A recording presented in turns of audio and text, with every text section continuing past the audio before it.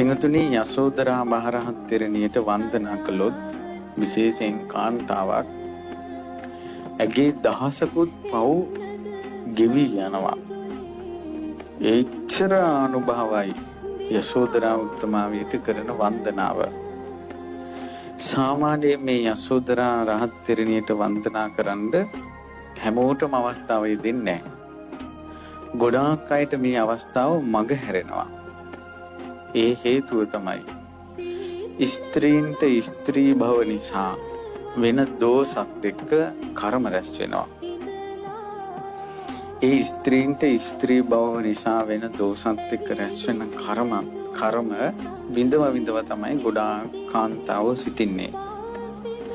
ඒ වගේ කාන්තාවක් යසෝදරා උත්තමාවිය වගේ තුන් ලෝකයට අනුත්තරීය ස්ත්‍රී රත්නයකට රහත් තෙරණියකට වැන්දොත් එහෙම